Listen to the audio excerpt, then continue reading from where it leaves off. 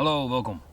In deze video gaan we het hebben over de lessons learned die ik heb opgedaan tijdens het toepassen van de upside down vuurmethode, also known as de top-down vuurmethode. Begint er op dit moment geen belletje te rinkelen bij je bij het horen van deze vuurmethode, dan wil ik je aanraden om eerst de video hier rechtsbovenin te bekijken, zodat je wat beter beeld en geluid hebt bij hetgeen wat ik ga laten zien en in deze video ga roepen. Even een kleine herhaling. Deze vuurmethode komt uit het hoge noorden en daar wordt deze met name toegepast in de sneeuwgebieden, want deze methode zorgt ervoor dat het vuur niet in de sneeuw zakt. Indien het vuur in de sneeuw zal zakken, dan creëert dit veel rookvorming en door de smeltende sneeuw bestaat het risico dat het erboven opvalt, waardoor het vuur uiteindelijk zal doven. En dat wil je natuurlijk niet. Hier ligt wederom geen sneeuw, helaas. Maar ook als er geen sneeuw ligt en je hebt te maken met wat kouder weer, dan kun je prima deze methode toepassen. Hij leent zich uitstekend voor, wat ik al aangaf, wat kouder weer. En tenslotte hou je het vuur van de natte grond af. De grootste reden waarom je voor deze methode zou kunnen kiezen is als je een stukje duurzaamheid voor jezelf wilt creëren. Je hebt er in eerste instantie gewoon even geen omkijken naar. En dat kan in je voordeel zijn. Stel je wilt een aantal uurtjes even lekker warm slapen. En niet om de 20 minuten wakker worden van een kou. Omdat je elke keer wat houtjes op het vuur moet leggen.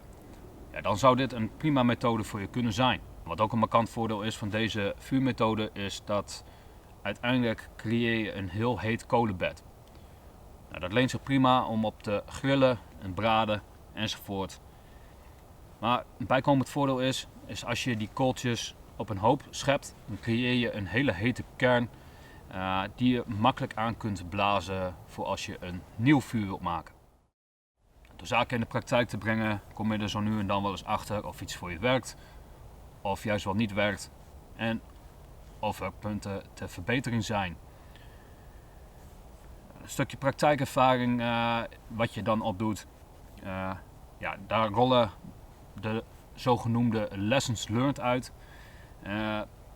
Bij het toepassen van deze vuurmethode ben ik tegen een aantal zaken aangelopen, die zogenoemde lessons learned die daaruit zijn gekomen, die wil ik graag met jullie delen in deze video. Lesson learned nummer 1, de houtsoort. Er zijn diverse houtsoorten te vinden in het bos. Echter ben je altijd afhankelijk van wat je op dat moment in je omgeving ter beschikking hebt. In de laatste video heb ik dennenhout gebruikt. Deze houtsoort heeft een hoge concentratie hars. En hars fikt enorm goed. Dus je kunt je voorstellen dat je dan minder lang en heet kunt branden. Het zijn wat dat betreft zijn het net luciferhoutjes. Dus ik had binnen 3 uur die hele toren weggefikt. Dus als je voor een duurzaam vuur gaat, dan is deze houtsoort dus minder geschikt.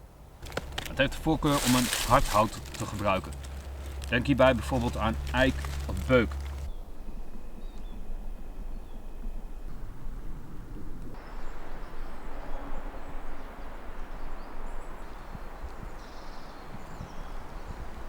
Hoe harder de houtsoort, hoe langzamer ze branden. En het genereert ook een betere warmte. Wat een bijkomend voordeel is als je met koud weer te maken hebt. Je kunt uiteraard ook prima houtsoorten combineren. Lessons learned nummer 2. De hoogte. Iedereen doet wel eens wat op zijn of haar manier en wat werkt, dat werkt.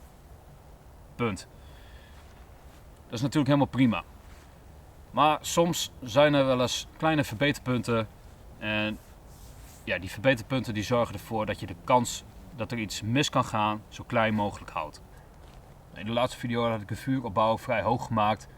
Het risico daarvan is dat als het gaat waaien of tijdens het inbranden de balkjes omver kunnen rollen. Zodat het vuur wellicht ook jouw kant op kan rollen.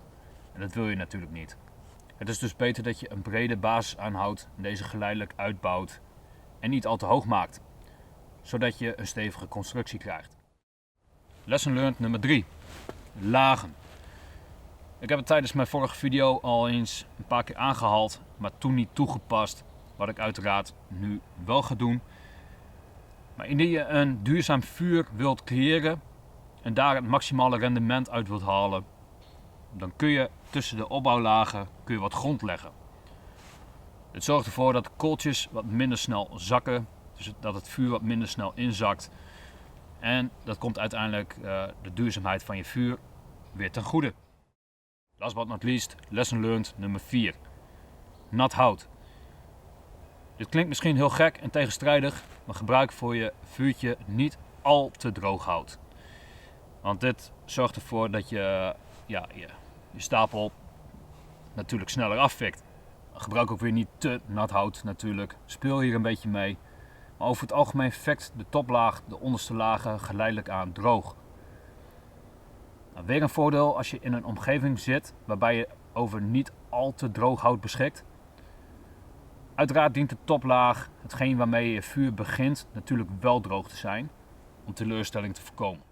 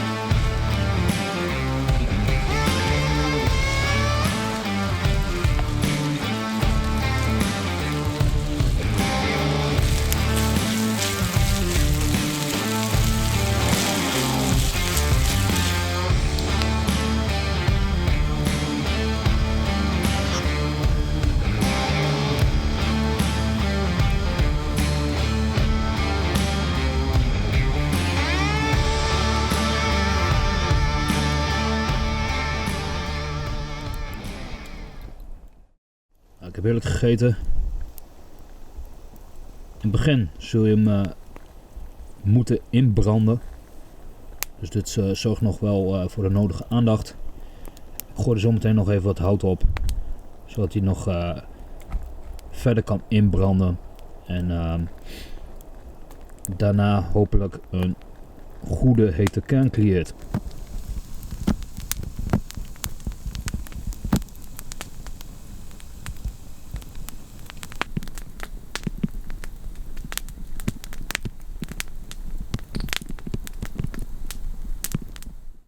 Het vuur staat mooi aan.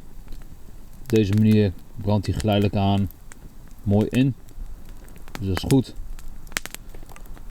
Deze vuurmethode vereist nogal de nodige voorbereiding Maar uiteindelijk heb je ook wat.